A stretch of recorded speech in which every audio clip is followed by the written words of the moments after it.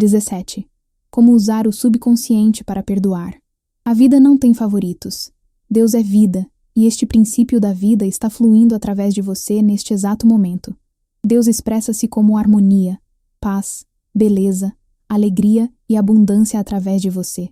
Isso é chamado de a vontade de Deus, ou a tendência da vida. Se você opõe resistência em sua mente ao fluxo da vida que corre em você, essa congestão emocional ficará gravada em seu subconsciente e causará todas as espécies de condições negativas. Deus nada tem com condições infelizes ou caóticas existentes no mundo. Todas elas se produzem pelo pensamento negativo e destrutivo do homem. Portanto, é tolice responsabilizar Deus por suas dificuldades ou doenças. Muitas pessoas habitualmente erguem uma resistência mental ao fluxo da vida ao acusar e censurar Deus pelos pecados, doenças e sofrimentos da humanidade. Outras lançam a Deus a culpa por suas dores, achaques, perda de entes queridos, tragédias pessoais e acidentes. Ficam com raiva de Deus e acreditam que Ele é responsável por suas desgraças. Enquanto essas pessoas mantiverem tais conceitos negativos sobre Deus, sofrerão as reações negativas automáticas de suas mentes subconscientes. Na verdade, tais pessoas não sabem que se estão punindo a si mesmas. Devem ver a verdade, encontrar a libertação e abandonar toda e qualquer condenação, ressentimento e raiva contra quem quer que seja ou qualquer poder externo. De outra maneira, não conseguirão evoluir com saúde, felicidade e na posse das suas atividades criadoras. No momento em que essas pessoas passarem a ter um Deus de amor em suas mentes e corações, e quando acreditarem que Deus é o Pai amado que deles toma conta, cuida, orienta, sustenta e fortalece, este conceito ou crença sobre Deus, ou o princípio da vida, será aceito por suas mentes subconscientes, e se verão abençoadas de incontáveis maneiras. A vida sempre perdoa. A vida sempre o perdoa quando você corta o dedo. A inteligência subconsciente que há dentro de você começa imediatamente a recuperá-lo. Novas células são construídas e fecham o corte. Se você ingere algum alimento estragado por engano, a vida o perdoa e faz com que você vomite para preservá-lo. Se você queima a mão, o princípio da vida reduz o edema e a congestão. Dá-lhe uma nova pele, um novo tecido e novas células. A vida não guarda rancor contra você e está sempre a perdoá-lo. A vida lhe devolve a saúde, a vitalidade, a harmonia e a paz. Se você cooperar com pensamentos em harmonia com a natureza, memórias negativas e perniciosas, amargura e má vontade desorganizam e dificultam o livre fluxo do princípio da vida em você. Como expulsar? O sentimento de culpa. Conheci um homem que costumava trabalhar todas as noites até 1h da madrugada aproximadamente. Não dava a menor atenção à esposa e aos 2 filhos. Estava sempre muito ocupado, trabalhando arduamente. Pensava que as outras pessoas deviam cumprimentá-lo por trabalhar tão árdua e persistentemente até de madrugada. No entanto, sua pressão sanguínea era bastante alta e ele estava invadido por um sentimento de culpa. Inconscientemente procurava punir-se com seu trabalho extenuante e ignorava completamente os filhos. Um homem normal não age assim. Interessa-se por seus filhos e por seu desenvolvimento. Não fecha a porta do seu mundo à esposa. Expliquei-lhe por que estava trabalhando tão arduamente. Há algo que o está devorando por dentro, pois de outra maneira não agiria assim. Você se está punindo.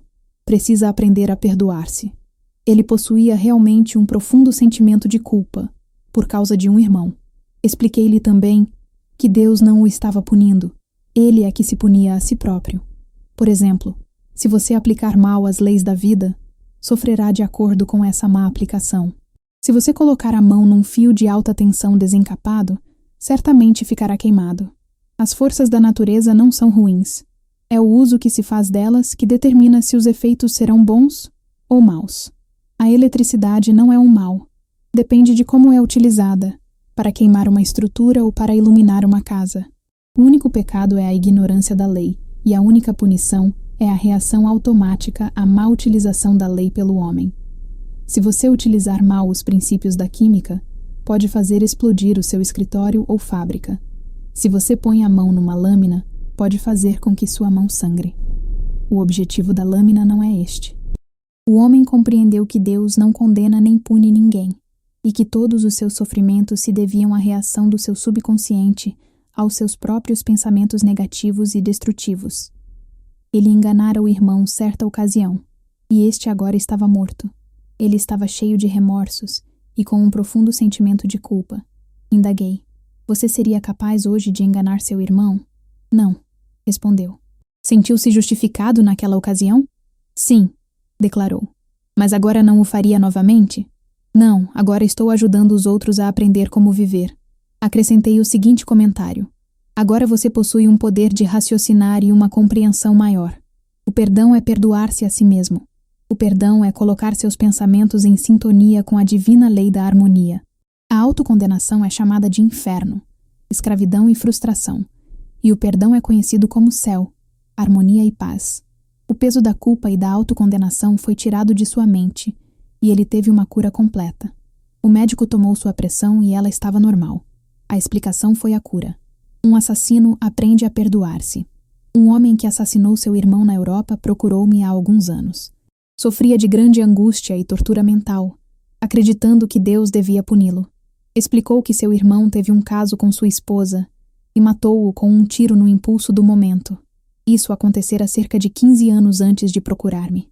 Nesse período, casara-se com uma jovem americana e fora abençoado com 3 filhos adoráveis. Estava numa posição em que ajudava muitas pessoas e era um homem inteiramente transformado. Expliquei-lhe que, física e psicologicamente, não era o mesmo homem que matara o irmão, uma vez que os cientistas asseguram que as células do nosso corpo mudam de 11 em 11 meses. Além disso, era um novo homem mental e espiritualmente. Estava agora cheio de amor e boa vontade pela humanidade. O velho homem que cometera o crime 15 anos atrás estava morto mental e espiritualmente. Na verdade, ele estava condenando um homem inocente. Essa explicação teve um efeito profundo sobre ele, tendo declarado que era como se houvesse tirado um grande peso de sua mente. Ele compreendeu o significado da verdade que se lê na Bíblia. Vinde, pois, e arrazoemos, diz o Senhor. Ainda que os vossos pecados sejam como o escarlate, eles se tornarão brancos como a neve. Ainda que sejam vermelhos como o carmesim, se tornarão como a lã. Isaías 1:18. As críticas não podem feri-lo sem o seu consentimento. Uma professora contou-me que uma de suas colegas criticou um discurso que fizera, afirmando que falara muito depressa, engolira algumas palavras, quase não conseguira fazer-se ouvida, e ainda por cima, sua fala fora ineficiente. Essa professora ficou furiosa e cheia de ressentimento contra a colega que a criticara. Ela me confessou, no entanto, que as críticas eram justas. A sua primeira reação fora realmente infantil, e concordou que a crítica fora de fato um excelente corretivo. Tratou imediatamente de suplementar suas deficiências em discursar, matriculando-se num curso de oratória. Escreveu-me mais tarde para agradecer o interesse que lhe dediquei, expressando seu reconhecimento pelas conclusões que lhe permitiram corrigir as suas deficiências. Como ter compaixão. Suponha que todas as coisas que a colega disse da professora a que acabei de me referir não fossem verdadeiras. A professora teria compreendido que as suas palavras haviam abalado os preconceitos, superstições ou estreitas crenças sectárias da colega, e que uma pessoa psicologicamente doente está simplesmente expelindo seu ressentimento por ter sido ferida por uma ebulição psicológica. Compreender isso é ter compaixão. O próximo passo lógico seria rezar pela paz, harmonia e compreensão da outra pessoa. Você não pode ser ferido quando sabe que é o senhor dos seus pensamentos, reações e emoções. As emoções seguem-se ao pensamento, e você possui o poder de rejeitar todos os pensamentos que possam perturbá-lo ou afligi-lo. Abandonada no altar. Há alguns anos, visitei uma igreja para uma cerimônia de casamento. O noivo não apareceu, e ao cabo de 2 horas, a noiva derramou algumas lágrimas e disse-me: rezei pedindo a orientação divina. Esta pode ter sido a resposta, pois ele nunca falha. Assim foi sua reação. Fé em Deus e em todas as coisas boas. Ela não teve amargura em seu coração, explicando: o casamento não devia ser a ação correta. pois minha oração pedia que fosse indicada a ação correta para nós dois. Outra pessoa que passasse por uma experiência semelhante teria um acesso ou uma crise emocional, necessitando de sedativos e talvez mesmo de internação em um hospital. Sintonize com a infinita inteligência que há dentro das profundezas do seu subconsciente, confiando na resposta da mesma maneira que confiava em sua mãe quando ela o pegava em seus braços. É assim que você pode adquirir equilíbrio e saúde mental e emocional. É um erro casar. O sexo é coisa do diabo e eu também. Há algum tempo conversei com uma jovem de 22 anos de idade. Haviam-lhe ensinado que era pecado dançar, jogar cartas, nadar e sair com homens. Era ameaçada por sua mãe, que lhe dizia que arderia eternamente no fogo do inferno se desobedecesse à sua vontade e aos ensinamentos religiosos. Essa jovem usava sempre vestido preto e meias pretas. Não usava rouge, batom ou qualquer outra espécie de pintura, pois sua mãe dizia que essas coisas eram pecaminosas. A mãe disse-lhe também que os homens eram diabólicos e que o sexo era uma coisa do diabo, uma devassidão simplesmente diabólica. Essa jovem teve de aprender a perdoar-se, pois estava dominada por um sentimento de culpa. Perdoar significa renunciar. Ela teve de renunciar a todas as suas falsas crenças nas verdades da vida e criar uma nova avaliação de si mesma. Quando saía com jovens do escritório em que trabalhava, tinha uma profunda sensação de culpa e pensava que Deus iria puni-la. Inúmeros rapazes propuseram-lhe casamento, mas ela me afirmou: o casamento é um erro, o sexo é coisa do diabo e eu também. Era a voz da sua consciência ou condicionamento anterior falando. Passou a visitar-me uma vez por semana, durante 10 semanas, tendo eu explicado o funcionamento das mentes consciente e subconsciente, como está exposto neste livro. Gradualmente, essa jovem foi compreendendo que fora submetida a uma terrível lavagem cerebral, mesmerizada e condicionada por uma mãe, ignorante, supersticiosa, intolerante e frustrada. Ela rompeu inteiramente com sua família e iniciou uma nova e maravilhosa vida. Por sugestão minha, mudou de guarda-roupa e até de penteado. Tomou lições de dança com um homem e também aprendeu a guiar automóveis. Aprendeu a nadar, a jogar cartas e teve inúmeros encontros com rapazes. Começou, em suma, a amar a vida. Rezou por um companheiro perfeito, pedindo ao Espírito Infinito que lhe atraísse um homem que com ela se harmonizasse integralmente. Isso veio finalmente a ocorrer. Certa tarde, quando deixava meu consultório, havia um homem esperando para ver-me, e eu casualmente apresentei-os. Estão agora casados e vivem em perfeita harmonia um com o outro. O perdão é necessário para a cura, e quando estiverdes orando, se tendes alguma coisa contra alguém, perdoai. Marcos 11:25. O perdão dos outros é essencial para a paz mental e saúde radiante. Você deve perdoar a todos os que o feriram, se deseja ter uma saúde perfeita e felicidade. Perdoe-se a si mesmo pondo seus pensamentos em harmonia com a lei e a ordem divinas. Você não pode, entretanto, perdoar-se a si mesmo realmente enquanto não tiver perdoado os outros. Recusar a perdoar-se não passa de orgulho espiritual e ignorância. No campo psicossomático da medicina moderna, é constantemente ressaltado o fato de que o ressentimento, a condenação dos outros, o remorso e a hostilidade estão por trás de uma multidão de doenças que vão da artrite às doenças cardíacas. Salientam os médicos que essas pessoas doentes, que foram magoadas, maltratadas, enganadas ou prejudicadas, estão cheias de ódio e ressentimento contra os que as feriram. Isso provoca ferida inflamada e supurada em seus subconscientes. Só há um remédio, ela tem que eliminar e descartar-se dos seus ferimentos. E o único caminho seguro para isso é o perdão. O perdão é o amor em ação. O ingrediente essencial na arte do perdão é a disposição de perdoar. Se você deseja sinceramente perdoar, já ultrapassou mais da metade dos obstáculos. Estou certo de que você compreende que perdoar alguma pessoa não significa necessariamente que você gosta dela ou vá associar-se a ela. Você não pode ser compelido a gostar de alguém. Como um governo também não pode legislar boa vontade, amor, paz ou tolerância. É impossível gostar das pessoas pelo simples fato de alguém em Washington ter baixado um decreto com essa determinação. Podemos, contudo, amar as pessoas sem delas gostarmos. A Bíblia diz: amai-vos uns aos outros. Isso, qualquer pessoa que queira realmente poderá fazê-lo. Amar significa desejar a outra pessoa saúde, felicidade, paz, alegria e todas as bênçãos da vida. É preciso apenas um requisito: sinceridade. Você não está sendo magnânimo quando perdoa. Está sendo, na verdade, egoísta, pois o que deseja para os outros está de fato desejando para si mesmo. O motivo é que você o está pensando e o está sentindo. Como pensa e sente, assim você é. Haverá coisa mais simples que essa? A técnica do perdão. Vou expor agora um método simples que, se você o praticar, vai operar maravilhas em sua vida.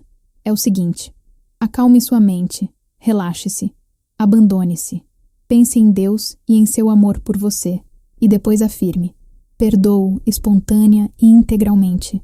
Mencione o nome do seu ofensor, eximindo-o mental e espiritualmente. Perdoo inteiramente tudo o que esteja ligado ao assunto em questão. Estou livre.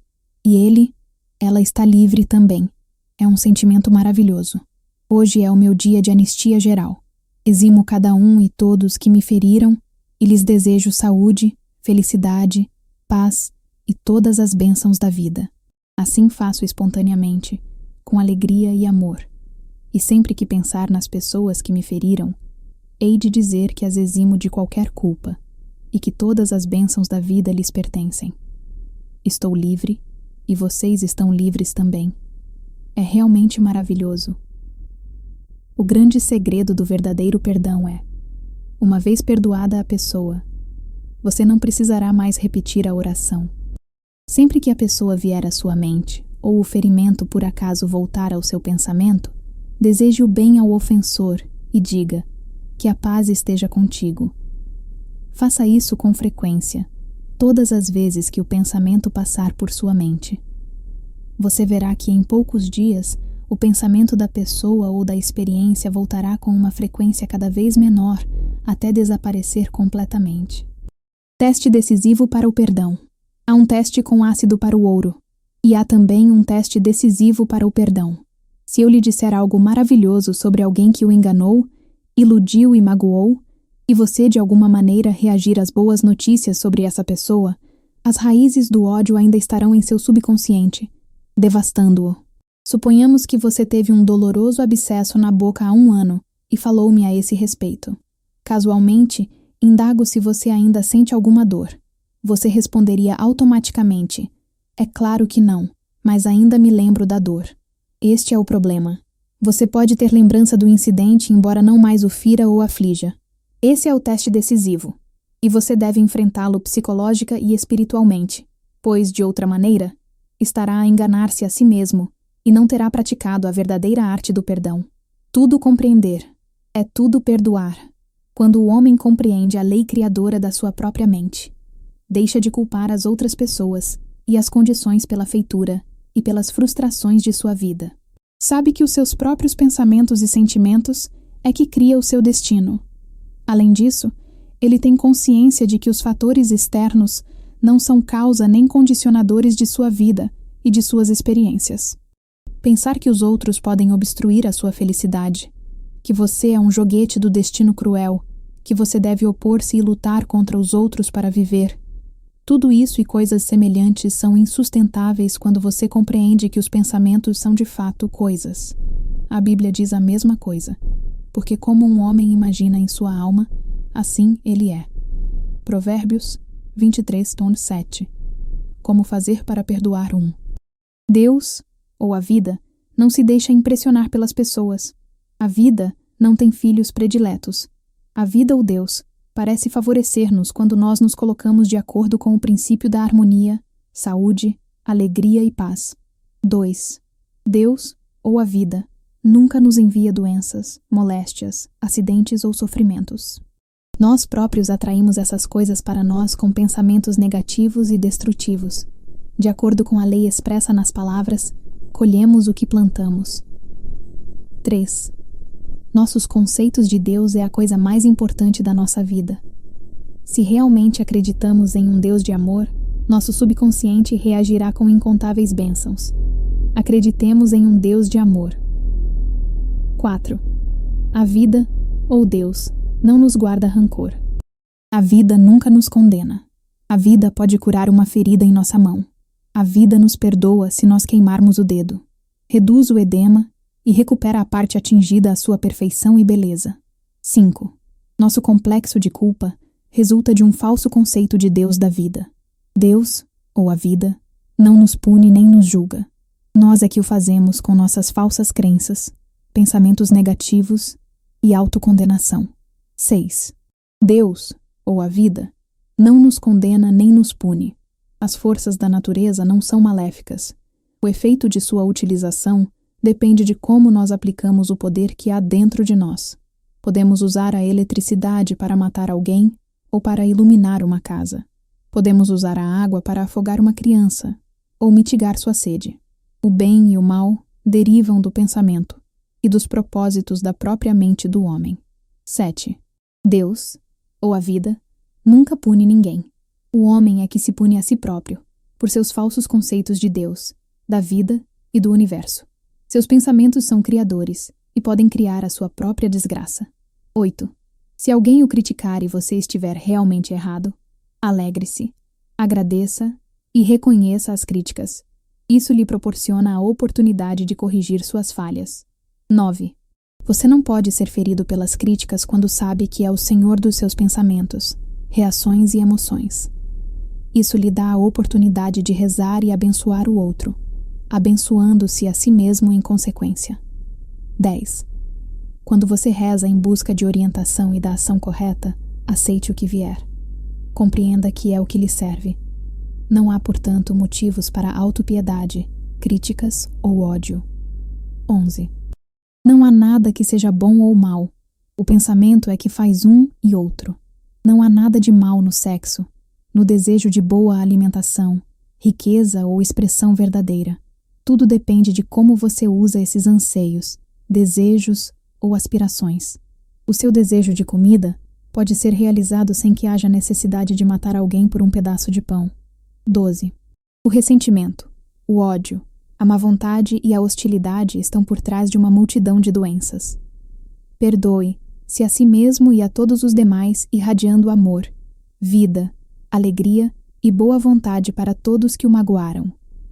Continue a fazer assim, até que possa encontrá-los em sua mente e verificar que está em paz com eles. 13. Perdoar é dar alguma coisa. De amor, paz, alegria, sabedoria e todas as bênçãos da vida aos outros, até que não haja nenhuma ferida em sua mente. Esse é realmente o teste decisivo para o perdão. 14. Suponhamos que você teve um abscesso em sua boca há cerca de 1 ano. Foi bastante doloroso. Pergunte a si mesmo se sente alguma dor agora. A resposta é negativa. Da mesma forma, se alguém o feriu, mentiu-lhe ou magoou-o, disse o que de pior se podia dizer a seu respeito. Seu pensamento sobre essa pessoa é negativo? Você reage quando ele ou ela surge em sua mente? Se isso ocorre, as raízes do ódio ainda estão lá, devastando você e o que há de bom em você. O único caminho é exterminá-las com amor, desejando à pessoa que o feriu todas as bênçãos da vida, até que possa encontrá-la em sua mente e reagir sinceramente com bênçãos de paz e boa vontade. Este é o significado de perdoar 70 vezes 7. 18. Como o seu subconsciente remove os obstáculos mentais. A solução está dentro do problema. A resposta está em cada pergunta. Se você enfrenta uma situação difícil e não vê o caminho claramente, o melhor procedimento é presumir que a inteligência infinita que há dentro de seu subconsciente tudo conhece e tudo vê, possui a resposta e vai revelá-la a você naquele instante. A sua nova atitude mental, de que a inteligência criadora vai trazer-lhe uma solução feliz para o problema, permitir-lhe-á encontrar a resposta. Esteja certo de que tal atitude da mente vai trazer-lhe ordem, paz e significado para todos os seus empreendimentos. Como destruir ou construir um hábito. Você é uma criatura de hábitos. O hábito é a função do seu subconsciente. Você aprendeu a nadar, a andar de bicicleta, a dançar e a dirigir automóveis, fazendo essas coisas conscientemente repetidas vezes, até que fizessem impressões em seu subconsciente. E então, A ação automática do hábito do seu subconsciente tomou conta de tudo. Isso é o que se chama algumas vezes de segunda natureza, que é a reação do seu subconsciente ao seu pensamento e ação. Você tem a liberdade de escolher um bom hábito ou um mau hábito.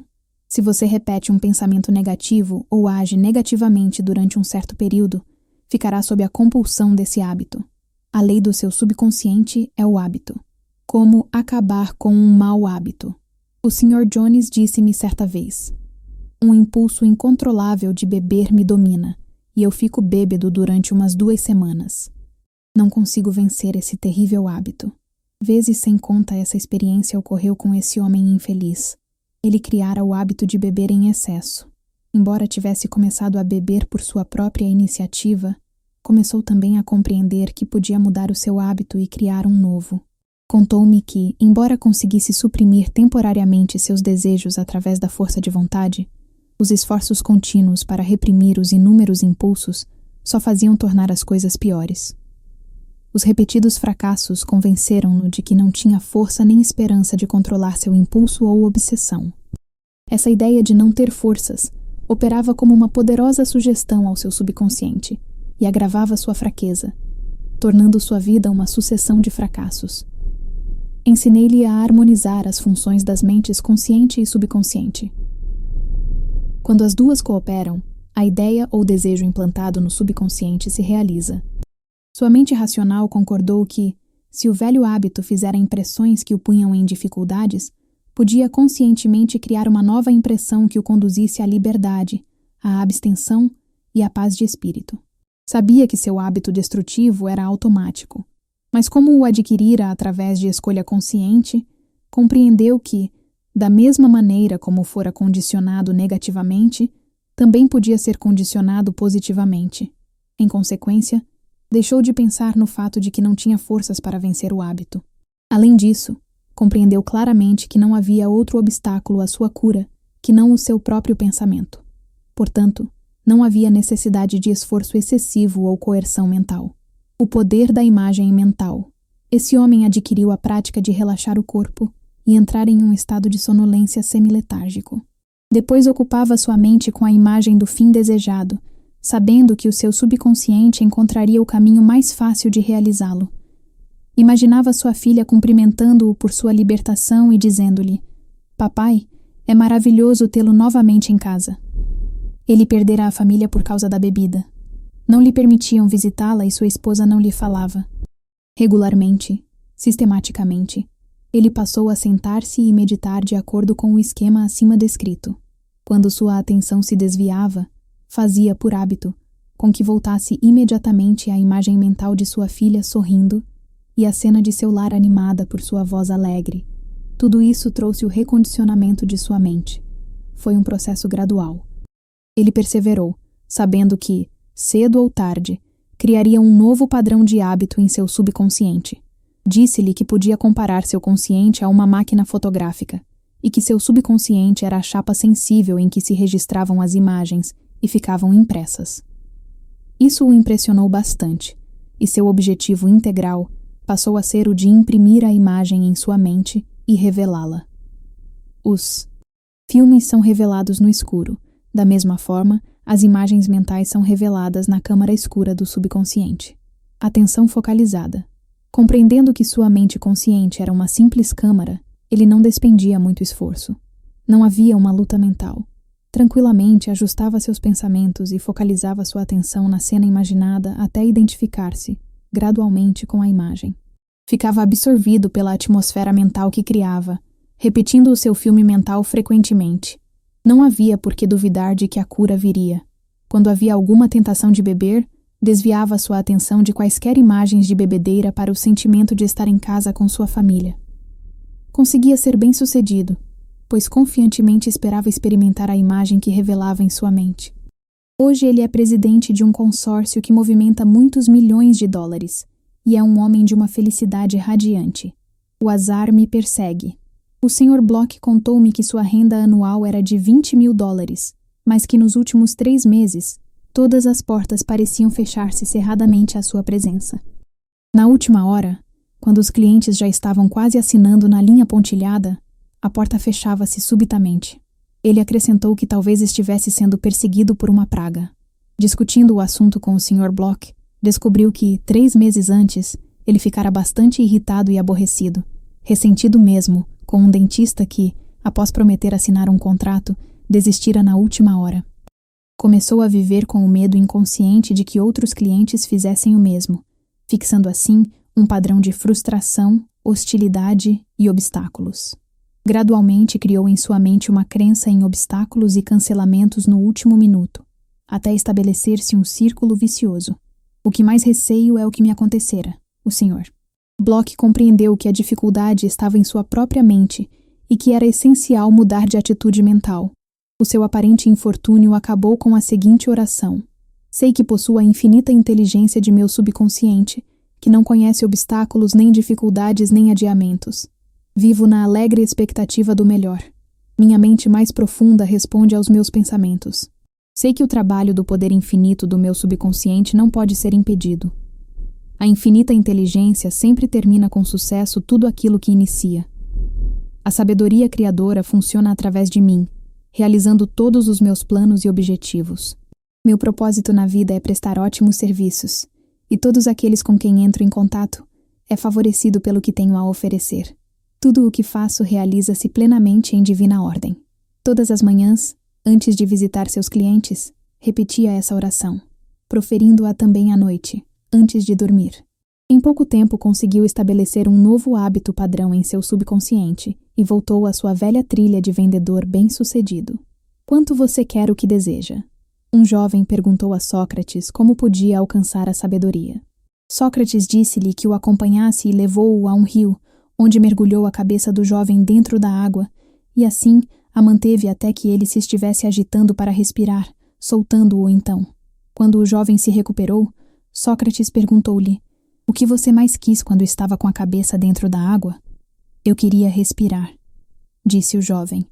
E Sócrates declarou: quando você quiser a sabedoria tanto quanto queria respirar quando estava mergulhado na água, então a receberá. Da mesma forma, quando você possui realmente um desejo intenso de superar qualquer obstáculo em sua vida e chega à conclusão definida de que há uma saída e de que vai encontrá-la, então a vitória e o triunfo estão assegurados. Se você realmente deseja paz de espírito e serenidade interior, você as terá. Não importa quão injustamente você foi tratado, quão parcial seu chefe se portou ou quão patife um amigo provou ser. Tudo isso não faz diferença alguma quando você desperta para os seus poderes mentais e espirituais. Você sabe o que deseja e se recusará peremptoriamente a deixar que os ladrões, pensamentos do ódio, da raiva, da hostilidade e da má vontade lhe roubem a paz, a harmonia, a saúde e a felicidade.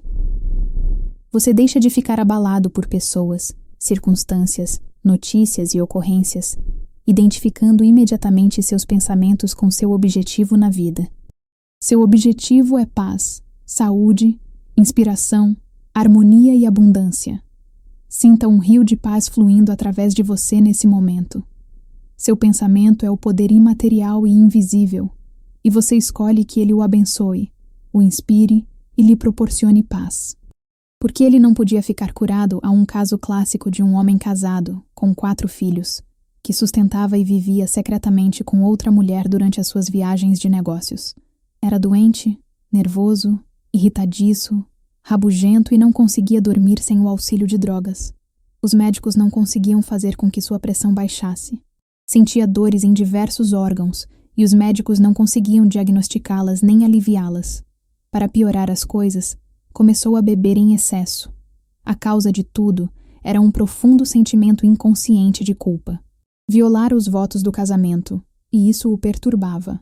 A fé religiosa em que fora criado estava profundamente entranhada em seu subconsciente, e ele bebia excessivamente para curar o sentimento de culpa. Alguns inválidos tomam morfina ou codeína para dores intensas. Ele tomava álcool para a dor ou ferida em sua mente. Era a velha história de jogar lenha à fogueira. A explicação e a cura.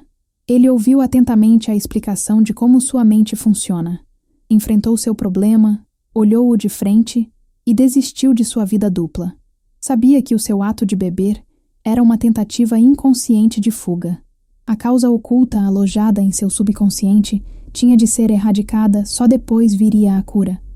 Começou a imprimir em seu subconsciente, 3 a 4 vezes por dia, as declarações contidas na seguinte oração: minha mente está repleta de paz, equilíbrio e serenidade. O infinito está estendido em sorridente repouso dentro de mim. Não tenho medo de nada no passado, no presente ou no futuro. A infinita inteligência do meu subconsciente orienta-me, guia-me e dirige-me em todos os meus caminhos. Enfrento agora cada situação com fé, equilíbrio, tranquilidade e confiança. Estou agora inteiramente livre do hábito. Minha mente está repleta de paz interior, liberdade e alegria. Perdoo a mim mesmo e assim sou perdoado. Paz, sobriedade e confiança reinam supremas em minha mente. Repetia essa oração com frequência, estando plenamente consciente do que estava fazendo e por que o fazia. Saber o que estava fazendo dava-lhe a fé e a confiança necessárias.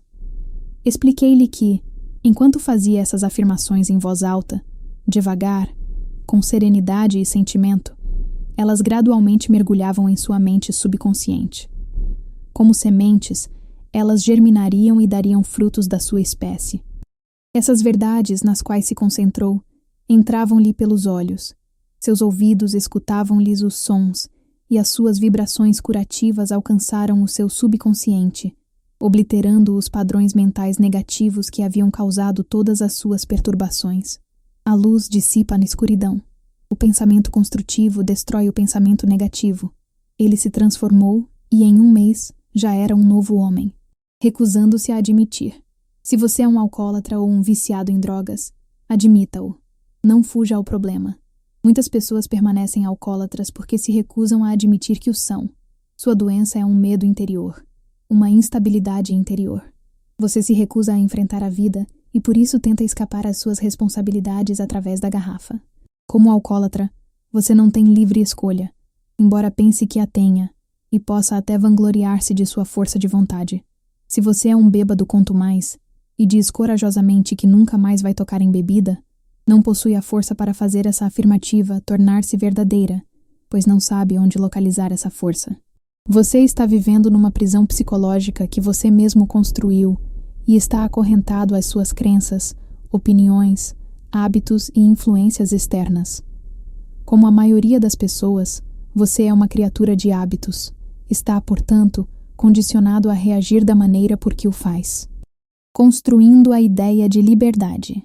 Você pode erguer em sua mente a ideia de liberdade e paz de espírito, de maneira a que alcance as profundezas do seu subconsciente. Sendo este todo-poderoso, irá libertá-lo do seu desejo pelo álcool. Terá, então, uma nova compreensão de como sua mente funciona, e poderá realmente sustentar sua afirmação e provar a verdade a si mesmo. 51%. Curado. Se você possui um desejo intenso de libertar-se de qualquer hábito destrutivo, então já está 51% curado. Quando você possui um desejo maior de abandonar o seu mau hábito que o de continuá-lo, não terá muita dificuldade em conquistar uma liberdade completa. Qualquer pensamento que você fixe em sua mente, esta o amplia muitas vezes. Se você absorve sua mente no conceito de liberdade, libertação do hábito, e paz de espírito, e se a mantém focalizada nessa nova direção, você começa a gerar sentimentos e emoções que gradativamente emocionalizam o conceito de liberdade e paz. Qualquer ideia que você emocionaliza é aceita por sua mente subconsciente e se transforma em realidade. A lei da substituição. Tenha sempre em mente que algo de bom pode advir de seu sofrimento.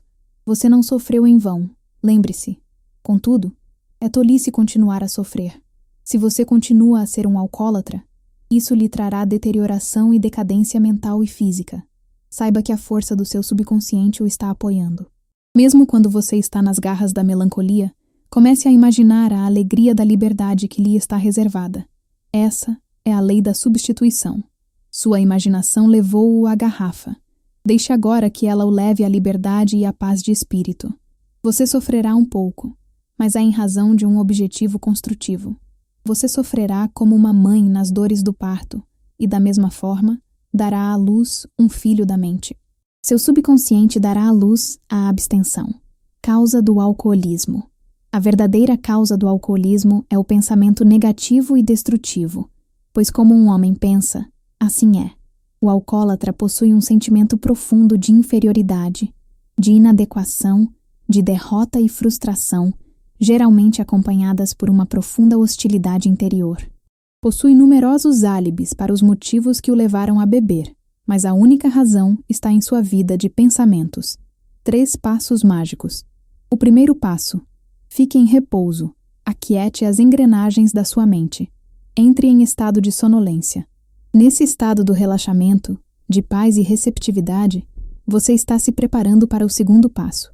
O segundo passo: escolha uma frase curta, que possa ser prontamente gravada pela memória, e repita-a interminavelmente como um acalanto. Use, por exemplo, a frase: a abstenção da bebida e a paz de espírito me pertencem, e por isso eu dou graças. Para evitar que a mente comece a vaguear, pronuncie-a em voz alta, ou a anuncie com os lábios enquanto a diz mentalmente. Isso ajuda a introduzi-la na mente subconsciente. Faça assim durante uns 5 minutos ou mais. Você encontrará uma resposta emocional profunda. O terceiro passo: antes de dormir, faça o que o escritor alemão Johann von Goethe costumava fazer. Imagine um amigo, um ente querido, à sua frente. Seus olhos estão fechados. Você está descontraído e em paz. O ente querido ou amigo está presente subjetivamente e lhe diz: parabéns. Você vê o seu sorriso, ouve a sua voz. Mentalmente aperta-lhe a mão. E tudo é tão real e vívido. A palavra parabéns implica em liberdade completa. Ouça-a indefinidamente, até conseguir a reação subconsciente que o satisfaça. Persevere. Quando o medo bater na porta de sua mente, ou quando a preocupação, a ansiedade e a dúvida se atravessarem no caminho de sua mente, contemple a sua visão, o seu objetivo. Pense no poder infinito que há no seu subconsciente e que você pode pôr em ação com seu pensamento e sua imaginação. Isso lhe dará confiança, força e coragem.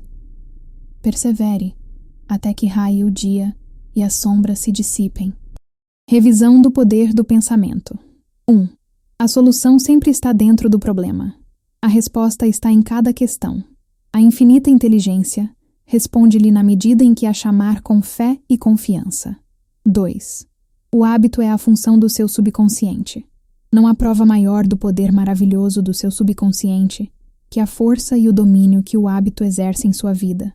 Você é uma criatura de hábitos. 3.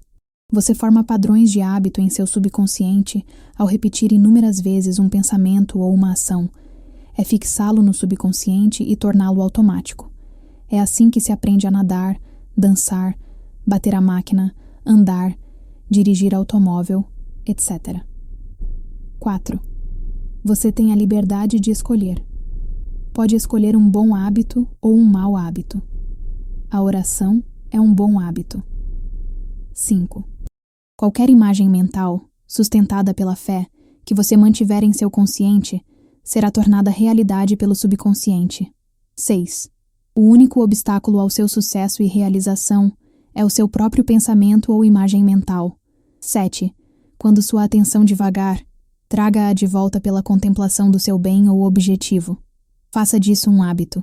A isso se dá o nome de disciplinar a mente. 8. Sua mente consciente é a máquina fotográfica e sua mente subconsciente é a chapa sensível em que se imprime ou registra a imagem. 9. O único azar que persegue qualquer pessoa é um pensamento de medo repetido interminavelmente na mente. Acabe com o azar, tendo a certeza de que levará a bom termo, em divina ordem, tudo aquilo que iniciar. Imagine o final feliz e mantenha-o com confiança. 10. Para formar um novo hábito, você tem de estar convencido de que ele é desejável. Quando seu desejo de abandonar o mau hábito é maior do que o de continuá-lo, você está 51% curado. 11. As afirmações dos outros não podem feri-lo, a não ser através dos seus próprios pensamentos e com a sua participação mental. Identifique-se com o seu objetivo, que é paz, harmonia e alegria. Você é o único ser pensante em seu universo. 12. A bebida em excesso é um desejo inconsciente de fuga. A causa do alcoolismo é o pensamento negativo e destrutivo. A cura é pensar em liberdade, abstenção e perfeição, e sentir a sensação de sua realização. 13. Muitas pessoas continuam alcoólatras porque se recusam a admitir que o são. 14. A lei do seu subconsciente, que o manteve em escravidão e lhe impediu a liberdade de ação, vai lhe dar liberdade e felicidade. Depende tudo de como você vai utilizá-la. 15.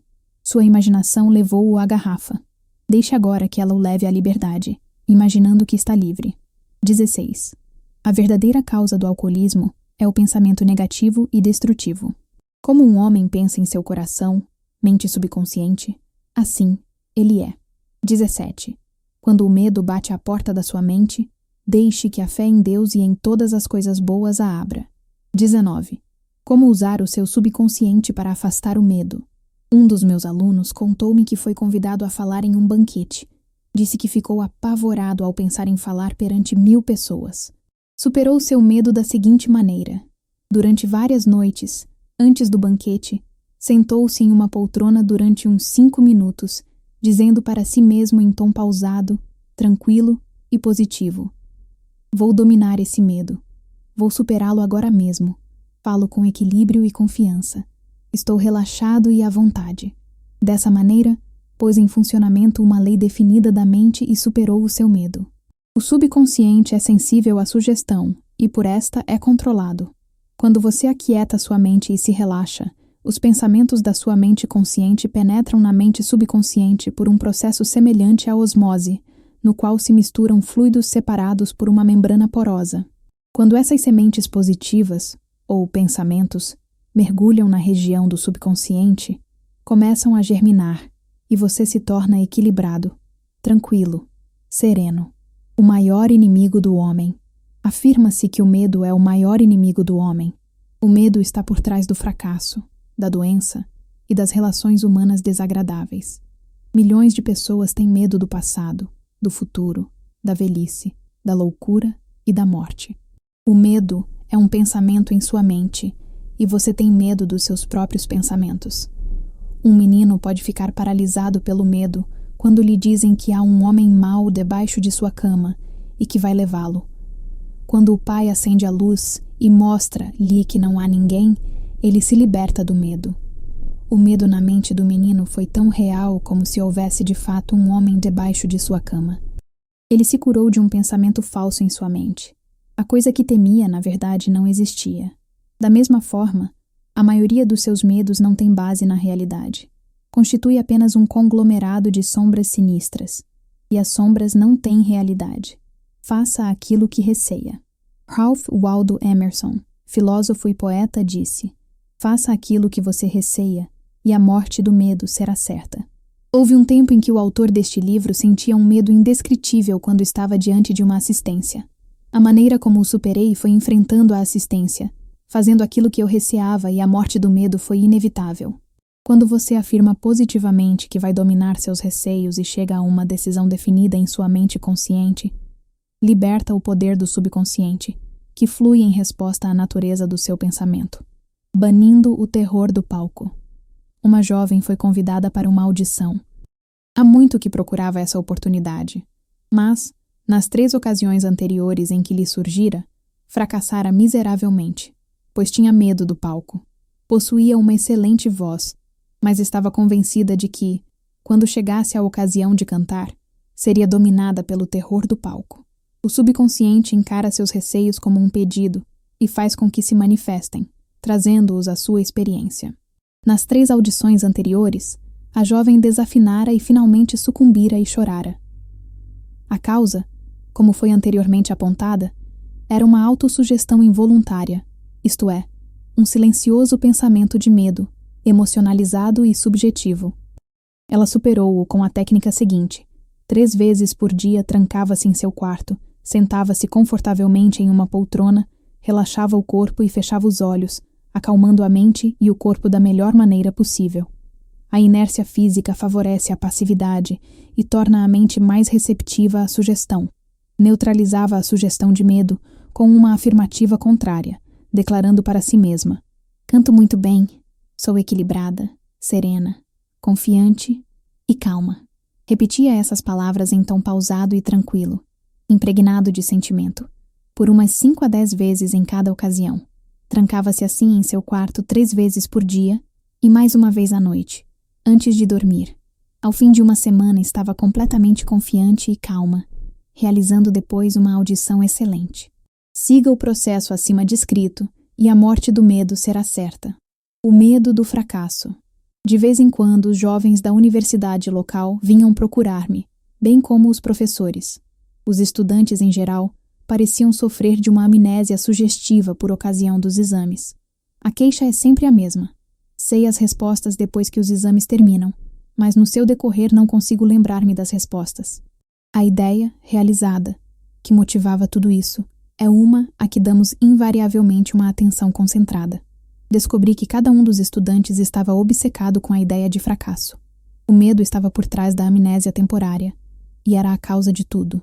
Um jovem estudante de medicina era o aluno mais brilhante de sua turma, e, no entanto, não conseguia responder às questões mais simples, por ocasião dos exames escritos e orais. Expliquei-lhe que a razão era o fato de preocupar-se e ficar receoso vários dias antes de os exames começarem. Esses pensamentos negativos ficavam impregnados de medo. Os pensamentos envoltos por uma forte emoção de medo tornam-se reais na mente subconsciente. Em outras palavras, esse jovem estava pedindo à sua mente subconsciente que o fizesse fracassar, e era exatamente o que acontecia. No dia dos exames, via-se dominado pelo que se conhece, nos círculos da psicologia, como amnésia sugestiva. Como ele venceu o medo?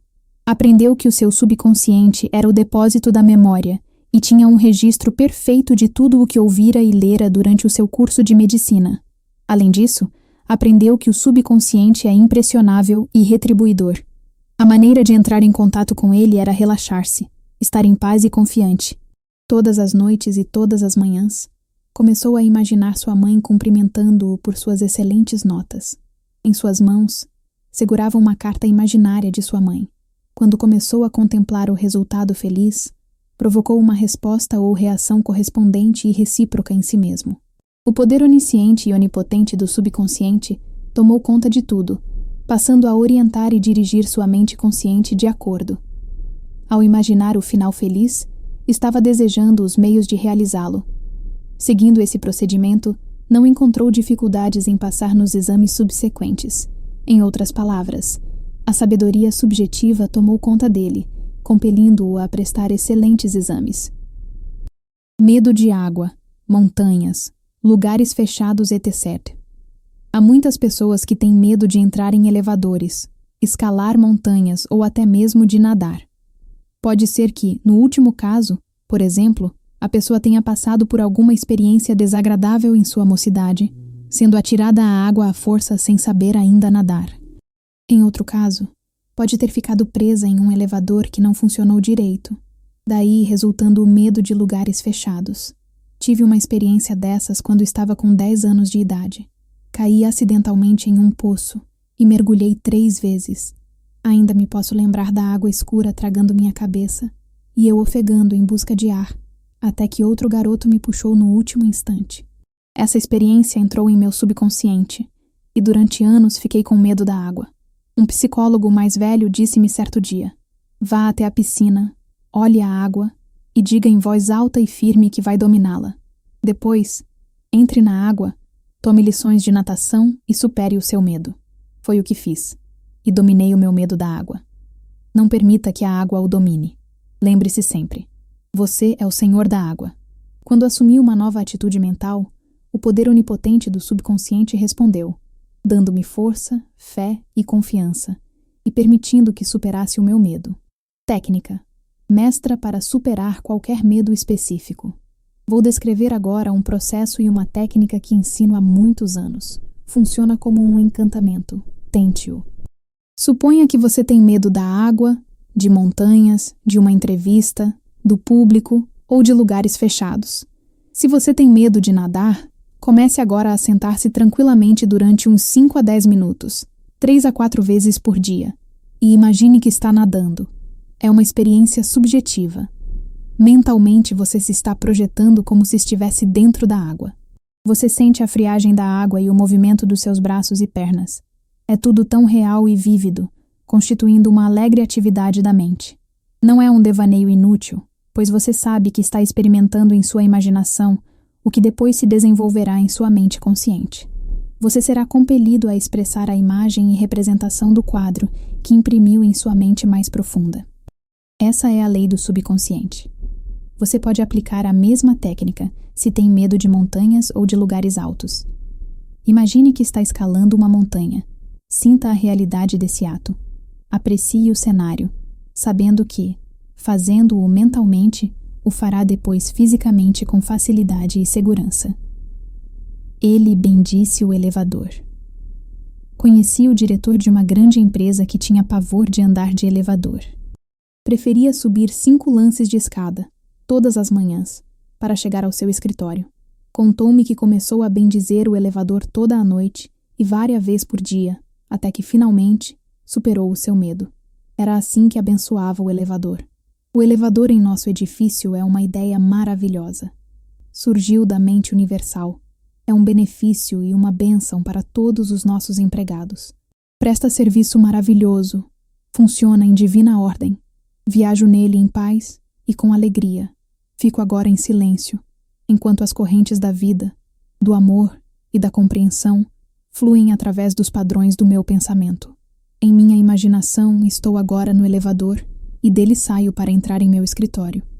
O elevador está repleto de empregados nossos. Eu converso com eles, que se mostram cordiais, alegres e livres. É uma experiência maravilhosa de liberdade, fé e confiança. Por ela, dou graças. Continuou a pronunciar essa oração por 10 dias. E, no 11º, entrou no elevador com outros membros da organização e sentiu-se completamente livre. O medo normal e anormal. O homem nasce apenas com 2 medos: o medo de cair e o medo de barulho. Esses 2 medos constituem uma espécie de sistemas de alarma que a natureza dá ao homem como meios de conservação. O medo normal é bom. Você ouve um automóvel vindo pela estrada e pula de lado para sobreviver. O medo momentâneo de ser atropelado é superado por sua ação. Todos os outros medos lhe foram incutidos pelos pais, parentes, professores e todos aqueles que influenciaram seus primeiros anos. O medo anormal. O medo anormal aparece quando o homem deixa a sua imaginação correr desenfreada. Conheci uma mulher que foi convidada para uma viagem ao redor do mundo de avião. Ela começou a recortar dos jornais todas as notícias de catástrofes aéreas. Imaginou-se caindo de avião no oceano, afogando-se, etc. Esse é um medo anormal. Se ela tivesse persistido, indubitavelmente teria traído o que mais temia. Outro exemplo de medo anormal é o que acometeu um homem de negócios de Nova York, bastante próspero e bem-sucedido. Ele possuía o seu próprio filme mental particular, do qual era o diretor. Ele projetava o seu filme mental de fracasso, bancarrota, cofres vazios e falta de saldo nos bancos até mergulhar na mais profunda depressão. Recusou-se a deixar de pensar nessas imagens mórbidas e vivia dizendo à esposa que isso não pode durar. Haverá uma decepção, vamos falir, etc. Sua esposa contou-me que, finalmente, foi à falência e todas as coisas que imaginava e temia aconteceram. As coisas que temia não existiam, mas ele as trouxe à realidade temendo-as constantemente, acreditando e esperando o desastre financeiro. Jó disse: "O que eu temo me acontecerá." Há pessoas que receiam que algo terrível aconteça a seus filhos e que alguma catástrofe horrível lhes suceda. Quando leem a respeito de uma doença rara ou epidêmica, ficam logo com medo de apanhá-la, e alguns julgam mesmo que já estão sofrendo dela. Tudo isso é medo anormal. Resposta: ao medo anormal, desloque-se mentalmente para a posição oposta ao seu medo. Permanecer em estado de medo extremo é a estagnação e depois a deterioração física e mental. Quando o medo surge, vem imediatamente, acompanhando-o, um desejo por algo oposto àquilo que se receia. Fixe sua atenção, imediatamente, na coisa desejada. Fique absorvido e monopolizado por seu desejo, sabendo que o subjetivo sempre supera o objetivo. Essa atitude lhe dará confiança e levantará seu espírito. O poder infinito do seu subconsciente está agindo em seu nome e não pode falhar. Portanto, a paz e a segurança lhe pertencem. Examine seus receios. O presidente de uma grande organização contou-me certa vez que, quando era vendedor, costumava dar 4 ou 5 voltas pelo quarteirão antes de ter coragem de visitar o freguês. O gerente de vendas um dia viu-o e disse-lhe: "Não tenha medo do homem mau atrás da porta. Não há nenhum homem mau. Trata-se de uma falsa crença." O gerente disse-lhe que sempre olhava os seus temores de frente, enfrentando-os e fitando-os bem nos olhos. Os temores então desapareciam, reduzindo-se à sua insignificância. Perdido na selva. Um capelão contou-me certa vez aquilo porque passara na Segunda Guerra Mundial. Teve que pular de paraquedas de um avião danificado e caiu em plena selva. Ficou assustado, mas sabia que havia 2 espécies de medo, o normal e o anormal, como já ressaltamos anteriormente. Decidiu que tinha de fazer imediatamente alguma coisa para acabar com o seu medo, e começou a falar para si próprio, dizendo: "John, você não pode entregar-se ao seu medo. O medo é um desejo de segurança e proteção, de uma saída para o seu problema." Afirmou então: "A infinita inteligência que guia os planetas em seus cursos está agora a orientar-me, a dirigir-me para fora desta floresta." Continuou a dizer essas palavras durante uns 10 minutos ou mais, em voz alta. Então, acrescentou, algo começou a surgir dentro de mim.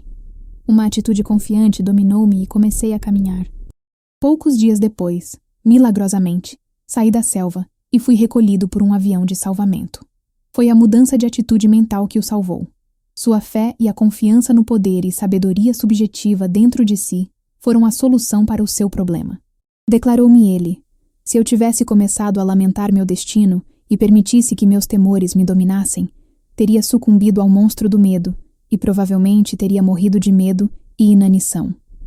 Ele pediu demissão. O gerente-geral de uma grande organização contou-me que, durante 3 anos, viveu com receio constante de perder o seu lugar. Estava sempre imaginando o seu fracasso. A coisa que temia não existia, exceto como um pensamento ansioso, mórbido, em sua própria mente.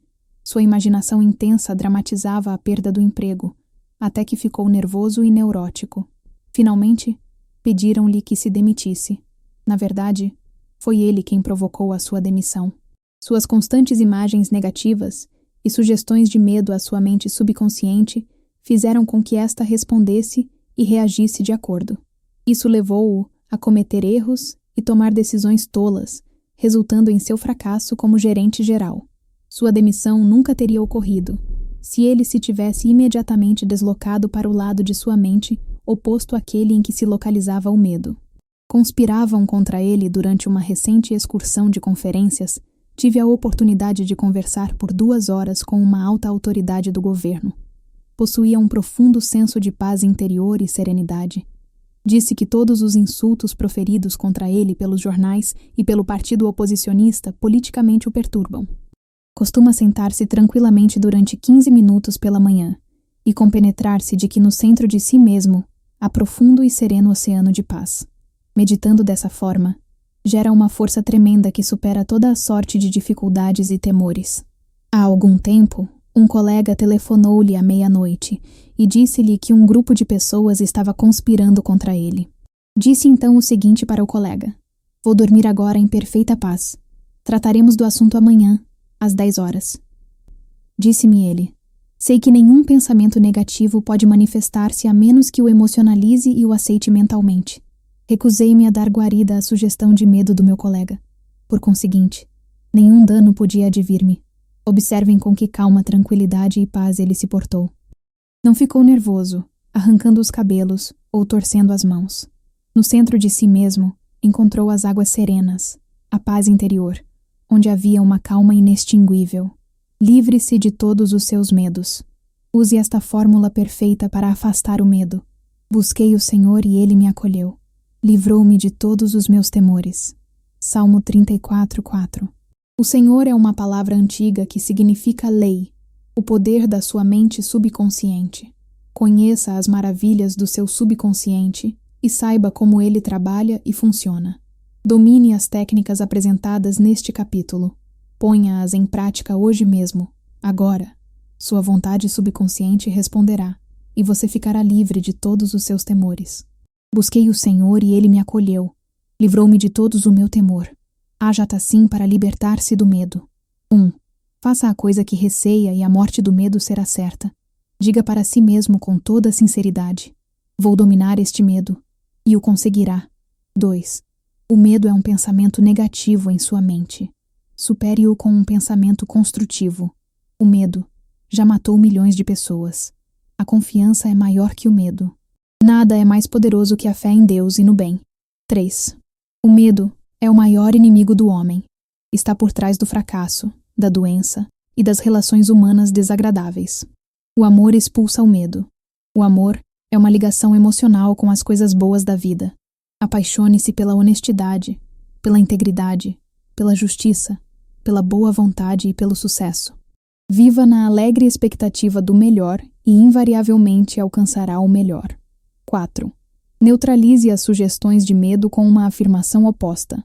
Lembre-se dos excelentes resultados alcançados pela jovem cantora que afirmou: para vencer o seu medo, que cantava muito bem, era equilibrada, serena ou calma. 5. O medo está por trás da amnésia que ataca os estudantes por ocasião dos exames escritos e orais. Você pode superá-lo afirmando frequentemente: possuo uma memória perfeita para tudo aquilo de que necessito saber. Pode imaginar também um amigo cumprimentando-o por seu brilhante sucesso nos exames. Persevere e vencerá. 6. Se você tem medo da água, nade. Em sua imaginação, nade livremente, alegremente. Sinta o frio da água e a sensação de estar atravessando a nado uma piscina. Torne essa imagem tão vívida quanto possível. Fazendo-o subjetivamente, será compelido a entrar na água e dominá-la. Essa é a lei da sua mente. 7. Se você tem medo de lugares fechados, tais como elevadores, salas de conferências, etc., ande mentalmente em um elevador, bendizendo todas as suas peças e funções. Você ficará surpreso ao verificar com que rapidez o medo desaparecerá. 8. Você nasceu apenas com 2 medos: o medo de cair e o medo de barulho. Todos os seus outros medos são adquiridos. Livre-se deles. 9. O medo normal é bom. O medo anormal é mau e destrutivo. Permitir constantemente os pensamentos de medo acarreta o medo anormal, obsessões e complexos. Temer alguma coisa persistentemente provoca um sentimento de pânico e terror. 10. Você pode superar o medo anormal quando sabe que o poder do seu subconsciente pode mudar os condicionamentos e realizar os desejos acalentados por seu coração. Dedique sua atenção e devote-se imediatamente ao seu desejo, que é o oposto do seu medo. Este é o amor que expulsa o medo. 11. Se você tem medo do fracasso, dedique sua atenção ao sucesso. Se você tem medo das doenças, pense na saúde perfeita. Se você tem medo de um acidente, pense na orientação e na proteção de Deus. Se você tem medo da morte, pense na vida eterna. Deus é vida, e esta é a sua vida agora. 12. A grande lei da substituição é a resposta ao medo. O que quer que você receie possui solução sob a forma de um desejo seu. Se você está doente, deseje a saúde. Se você está na prisão do medo, deseje a liberdade. Espere sempre o bem. Concentre-se mentalmente no bem. E saiba que o seu subconsciente sempre lhe responde. Nunca falha. 13. As coisas que você teme na verdade não existem, a não ser como pensamentos em sua mente. Os pensamentos são criadores. Por isso que Jó disse que a coisa que eu temia me aconteceu. Pense bem e o bem advirá. 14. Enfrente os seus temores, traga-os à luz da razão. Aprenda a sorrir dos seus temores. Esse é o melhor remédio. 15. Nada pode perturbá-lo, a não ser o seu próprio pensamento. As sugestões, afirmações e ameaças de outras pessoas não possuem poder algum. O poder está dentro de você, e quando seus pensamentos são focalizados no que é bom, o poder de Deus estará então com os seus pensamentos bons. Há apenas um único poder criador, e ele se manifesta como harmonia. Não há diversões nem querelas nele. Sua fonte é o amor. Por isso que o poder de Deus está sempre com os pensamentos de bem. 20. Como permanecer sempre jovem de espírito. Seu subconsciente nunca envelhece. É eterno, sempre jovem e infinito. É uma parte da mente universal de Deus que nunca nasceu e nunca vai morrer. A fadiga e a velhice nada têm a ver com qualquer qualidade ou poder espiritual. A paciência, a bondade, a honestidade, a humildade, a boa vontade, a paz, a harmonia e o amor fraternal são atributos que nunca envelhecem. Se você continuar a possuir essas qualidades, nessa nova etapa da vida, permanecerá sempre jovem de espírito. Lembro-me de ter lido um artigo em uma de nossas revistas há alguns anos, informando que um grupo de eminentes médicos da Clínica de Curay, de Cincinnati, no Ohio, revelara, após exaustivas pesquisas, que os anos somente não podem ser responsabilizados por distúrbios degenerativos. Esses mesmos médicos afirmaram que é o medo do tempo, não o tempo em si mesmo, que possui um efeito envelhecedor prejudicial sobre nossas mentes e corpos, e que o medo neurótico dos efeitos da idade pode bem ser a causa da velhice prematura.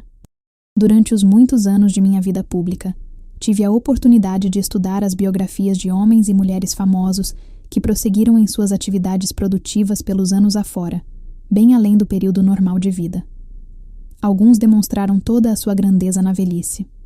Por outro lado, tive o privilégio de encontrar e travar conhecimento com inúmeras pessoas sem grande preeminência, mas que, em uma esfera menor, pertenceram àquela categoria de mortais audazes que provaram que a velhice em si mesma não destrói os poderes criadores da mente e do corpo. Ele envelhecera no pensamento. Há alguns anos procurei um velho amigo em Londres, na Inglaterra. Tinha mais de 80 anos. Estava bastante doente e, evidentemente, estava também sucumbindo à idade avançada. Nossa conversa revelou sua fraqueza física, seu sentimento de frustração e uma deterioração geral bem próxima da morte. Lamentava-se de ser um inútil e afirmava que ninguém o queria. Com uma expressão de desesperança, traía sua falsa filosofia. Nós nascemos, crescemos e ficamos velhos, sem nenhuma serventia. E isso é o fim. Essa atitude mental de inutilidade e insignificância era a principal razão de sua doença. Olhava para a frente e via apenas a senilidade. Depois, mais nada.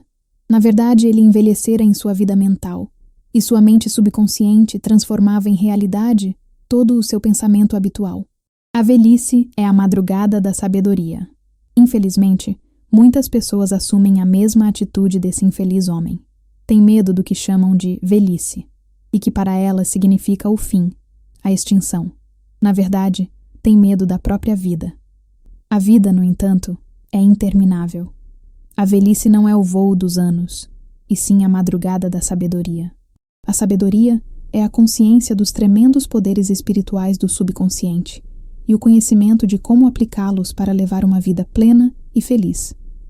Tire agora de sua cabeça, de uma vez para sempre, a ideia de que ter 65, 75 ou 85 anos de idade é sinônimo do fim para você ou para outras pessoas. Pode ser o início de um padrão de vida glorioso, fértil, ativo e bastante produtivo, melhor do que você jamais experimentou. Acredite nisso, espere confiante, e seu subconsciente fará com que se realize. Boas-vindas à mudança. A velhice não é uma ocorrência trágica. O que chamamos de processo de envelhecimento é, na verdade, uma mudança. Deve ser recebida com alegria e cordialidade, pois cada fase da vida humana é um passo para frente no caminho que não tem fim. O homem possui poderes que transcendem os seus poderes físicos. Possui também sentidos que transcendem os seus 5 sentidos físicos. Os cientistas modernos estão descobrindo provas positivas, indiscutíveis, de que algo consciente no homem pode deixar seu corpo presente e viajar milhares de quilômetros para ver, ouvir, tocar e falar a outras pessoas, mesmo que o corpo nunca deixe o leito em que se reclina. A vida do homem é espiritual e eterna. Ele nunca precisa envelhecer, pois a vida, ou Deus, não pode envelhecer. A Bíblia diz que Deus é vida. A vida está sempre se renovando, é eterna, indestrutível e é também a realidade de todos os homens. Provas da sobrevivência. As provas reunidas pelas sociedades de pesquisas psíquicas da Inglaterra e dos Estados Unidos são irrefutáveis. Você pode entrar em qualquer livraria importante de uma cidade grande e encontrar volumes das atas da Sociedade de Pesquisas Psíquicas, baseadas em descobertas de eminentes cientistas sobre a sobrevivência após o que se conhece como morte. Você encontrará um surpreendente relato de experiências científicas que estabelecem a realidade da vida após a morte no livro O Problema da Sobrevivência Psíquica, de Hereward Carrington, diretor do Instituto Psíquico Americano. A vida. Uma mulher perguntou a Thomas Edison, o mago da eletricidade: Sr. Edison, o que é a eletricidade? Ele respondeu: Minha senhora, a eletricidade é. Use-a. Eletricidade é um nome que nós damos a um poder invisível que não compreendemos plenamente, mas sobre o qual aprendemos tudo o que podemos de seus princípios e suas aplicações. Nós a utilizamos incontáveis maneiras. Um cientista não pode ver um elétron com os seus olhos, mas aceita-o como um fato científico porque é a única conclusão válida, que coincide com as suas outras provas experimentais. Não podemos ver a vida. Contudo, sabemos que estamos vivos. A vida é, e nós estamos aqui para expressá-la em toda a sua beleza e glória. A mente e o espírito não envelhecem, diz a Bíblia, e a vida eterna é esta: que te conheçam a ti, o único Deus verdadeiro. S. João 17:3. O homem que pensa ou acredita que o ciclo terreno do nascimento, da adolescência, juventude, maturidade e velhice são tudo o que há de vida é, na verdade, digno de pena. Tal homem não possui nenhum refúgio, nenhuma esperança, nenhuma visão, e para ele a vida não tem significado. Esse tipo de crença traz frustração, estagnação, descrença e um senso de desesperança que resulta em neuroses e aberrações mentais de todas as espécies. Se você já não podia jogar uma movimentada partida de tênis, ou nadar tão rápido quanto seu filho, ou se o seu corpo se tornou menos ágil e você caminha mais devagar, lembre-se de que a vida está sempre se vestindo de roupagens novas. O que os homens chamam de morte é apenas uma jornada para uma nova idade em outra dimensão da vida. Sempre digo aos homens e mulheres que assistem às minhas conferências que deveriam aceitar o que chamamos de velhice com a maior amabilidade. A velhice possui a sua própria glória, a beleza e a sabedoria lhe pertencem. A paz, o amor, a alegria, a beleza, a felicidade, a sabedoria, a boa vontade e a compreensão são qualidades que nunca envelhecem nem morrem. Ralph Waldo Emerson, poeta e filósofo, disse: Nós não contamos os anos de um homem até que ele nada mais tenha a contar. Seu caráter, as qualidades de sua mente, sua fé e suas convicções não estão sujeitos à decadência. Você é tão jovem quanto pensa aqui. Faço periodicamente algumas conferências em Caxton Hall, em Londres, na Inglaterra. Pouco depois de uma dessas conferências, um médico cirurgião disse-me: Tenho 84 anos de idade. Todas as manhãs realizo intervenções cirúrgicas. À tarde visito os meus pacientes e ainda escrevo para publicações médicas e científicas, em geral à noite. Sua atitude era a de que era tão útil quanto acreditava ser, e tão jovem quanto seus pensamentos. Disse-me ele: É verdade o que você disse. O homem é tão forte quanto pensa que é, e tão valioso quanto pensa que é. Esse cirurgião não se rendeu à idade avançada. Sabe que é imortal. Seu comentário final foi o seguinte: Se eu morrer amanhã, vou operar pessoas na próxima dimensão. Não com o escalpelo do cirurgião, mas sim com a cirurgia mental e espiritual. Seus cabelos grisalhos são um predicado. Nunca deixe um emprego e diga: Estou aposentado, velho, acabado. Essa atitude significa a estagnação, e você fica realmente acabado. Alguns homens são velhos aos 30 anos, enquanto outros são jovens aos 80 anos. A mente é o mestre tecelão, o arquiteto, o projetista e o escultor. George Bernard Shaw era um homem bastante ativo aos 90 anos, e a qualidade artística de sua mente não relaxara em seu trabalho. Conheço homens e mulheres que me contaram que alguns patrões só faltam bater-lhes a porta na cara quando dizem que têm mais de 40 anos de idade. Essa atitude dos patrões deve ser considerada insensível, desumana, ruim e completamente desprovida de compaixão e compreensão. A grande ênfase parece ser na idade. Preciso ter menos de 35 anos de idade para merecer consideração. O raciocínio por trás dessa atitude é certamente bastante leviano. Se o empregador se detivesse para pensar, compreenderia que o homem ou a mulher não está vendendo sua idade ou seus cabelos grisalhos, e sim querendo oferecer seus talentos, sua experiência e sua sabedoria, acumulados em anos de experiência no mercado da vida. A idade é um predicado. Sua idade devia ser um excelente predicado para qualquer organização, por causa da sua prática e aplicação através dos anos dos princípios da lei de Deus e da lei do amor e da boa vontade. Seus cabelos grisalhos, se você os possui, deveriam significar maior sabedoria, habilidade e compreensão. Sua maturidade emocional e espiritual deveria ser um grande benefício para qualquer organização. Não se deve pedir a um homem que se aposente aos 65 anos de idade.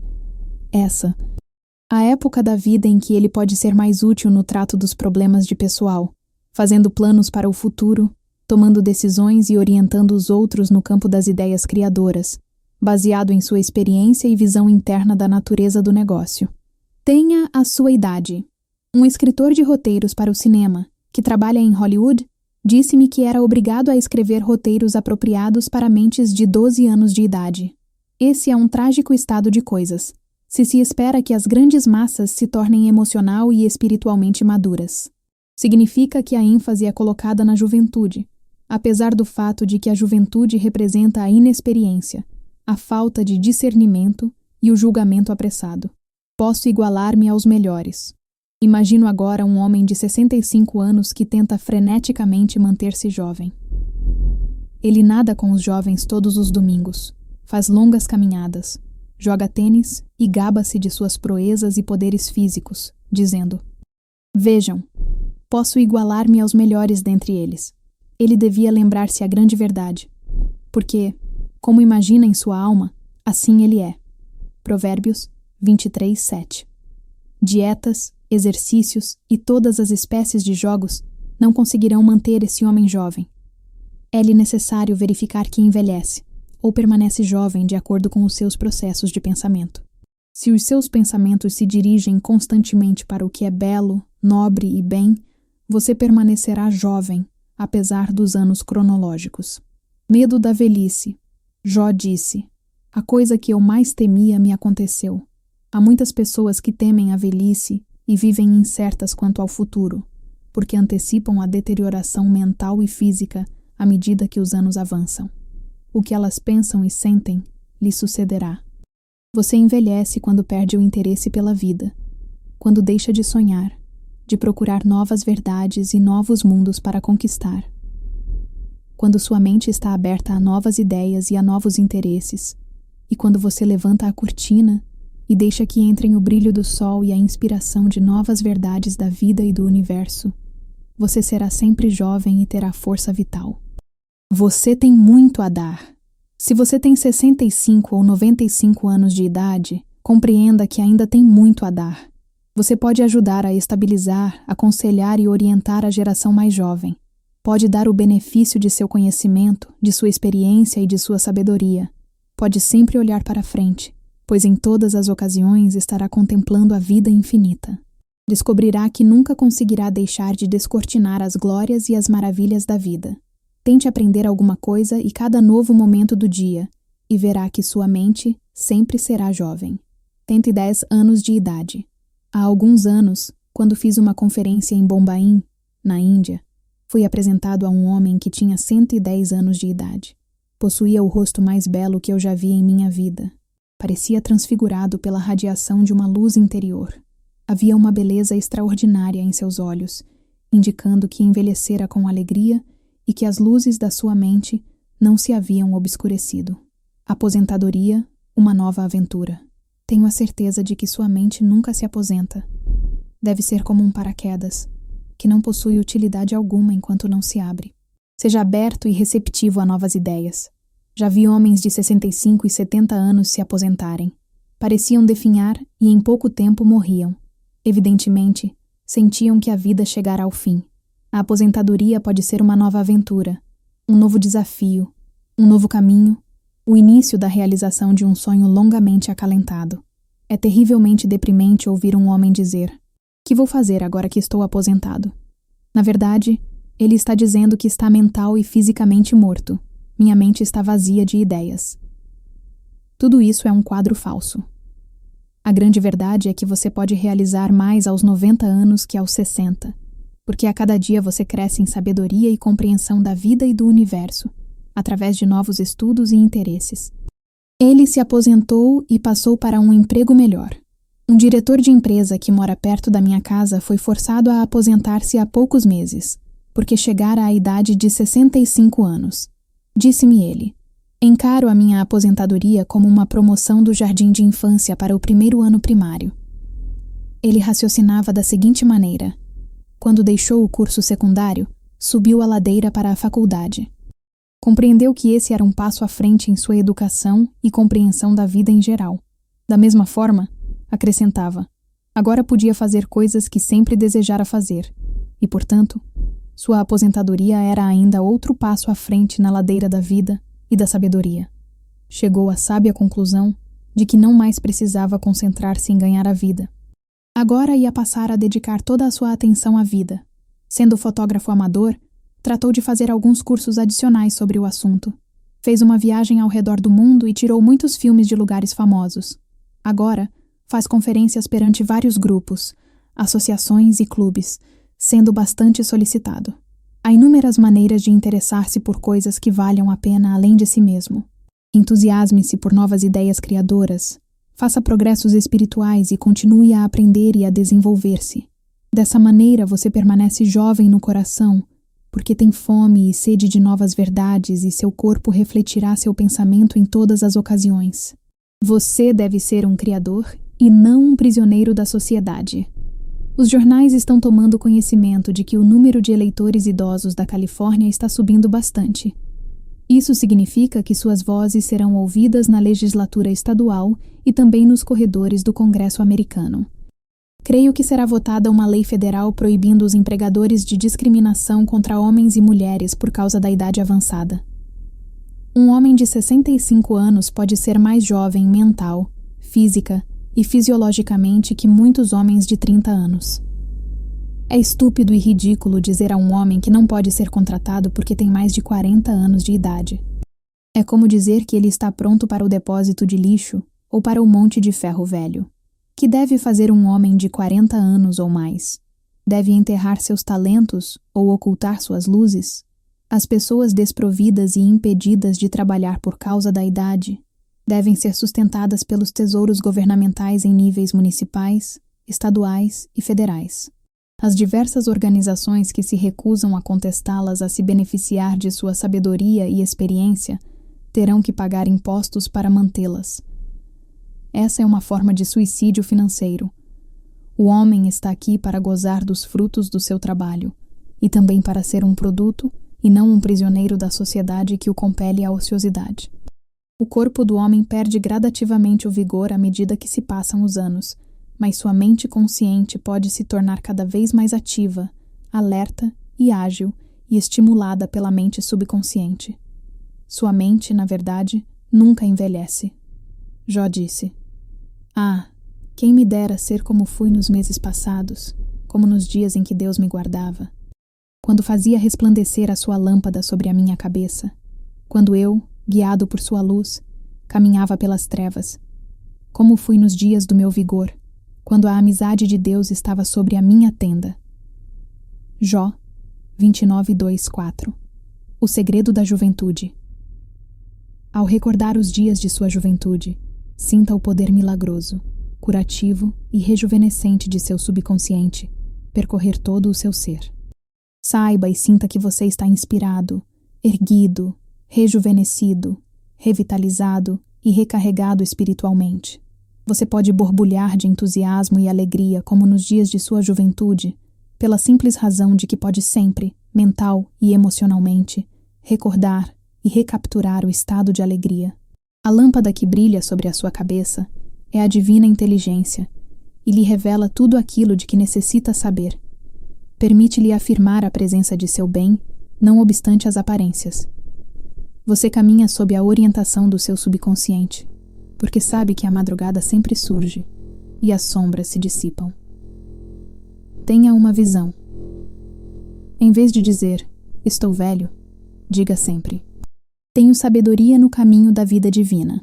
Não permita que a empresa, os jornais e as estatísticas pintem para você um quadro de sua velhice sob a forma de anos de decadência, decrepitude, senilidade e inutilidade.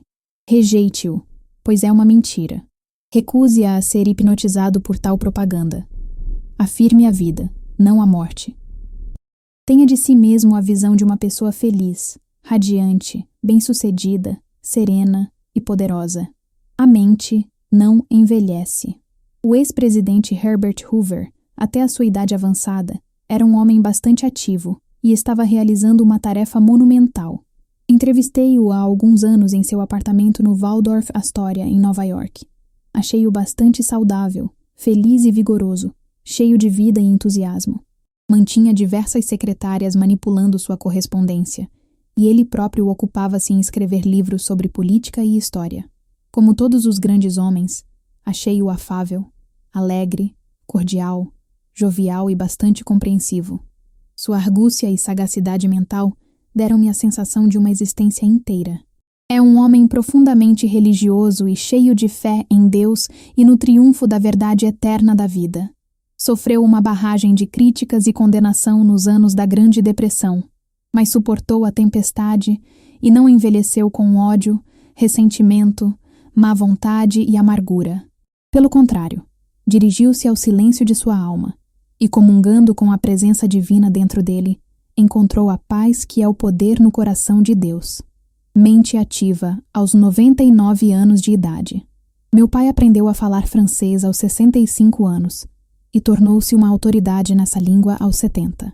Estudou gaélico quando já tinha mais de 60 anos e tornou-se um professor acatado e famoso dessa matéria. Acompanhou minha irmã em uma escola de ensino superior e continuou a estudar até morrer, aos 99 anos de idade. Sua mente era tão lúcida aos 99 anos quanto o fora aos 20 anos. Além disso, sua capacidade de escrever e raciocinar melhorou com a idade. Na verdade, somos tão velhos quanto pensamos e sentimos. Precisamos de nossos cidadãos mais idosos. Catão, o patriota romano, aprendeu o grego aos 80 anos. Madame Ernestine Schumann-Heink, o grande contralto germano-americano, alcançou o pináculo da sua carreira musical, pois que já era avó. É realmente maravilhoso contemplar as realizações dos mais velhos. Harry S. Truman e o general Eurico Gaspar Dutra ainda são pessoas bastante ativas e que contribuem com seus talentos e sabedoria para melhorar o mundo. O filósofo grego Sócrates aprendeu a tocar instrumentos musicais aos 80 anos. Miguel Ângelo pintou suas maiores telas aos 80 anos. E foi também aos 80 anos que Tio Simonides ganhou seu prêmio de poesia, que Johann von Goethe terminou o Fausto e que Leopold von Ranke iniciou a sua História do Mundo, que só foi concluir aos 92 anos. Alfred Tennyson escreveu um magnífico poema, Crossing the Bar, aos 83 anos. Isaac Newton ainda trabalhava exaustivamente aos 85 anos. E aos 88 anos John Wesley dirigia, pregava e orientava o metodismo. Há vários homens de 95 anos de idade que assistem às minhas conferências e já me disseram que se sentem agora com melhor saúde que aos 20 anos. Coloquemos nossos cidadãos mais idosos em altos postos, dando-lhes todas as oportunidades de nos trazerem as flores do paraíso. Se você está aposentado, interesse-se pelas leis da vida e pelas maravilhas do seu subconsciente. Faça algo que sempre desejou fazer. Estude novos assuntos e investigue novas ideias. Reze da seguinte maneira: como suspira a corça pelas correntes das águas, assim por ti, ó Deus, suspira a minha alma. Salmo 42:1. Os frutos da velhice. Sua carne se robustecerá com o vigor da sua infância, e ele tornará os dias da juventude. Jó 33:25. A velhice significa realmente a contemplação das verdades de Deus do mais alto ponto. Compreenda que está realizando uma jornada interminável, uma série de passos importantes no incessante, incansável e infindável oceano da vida. Diga então como no Salmo: na velhice dão ainda frutos, serão cheios de seiva e de verdor. Salmo 92:14.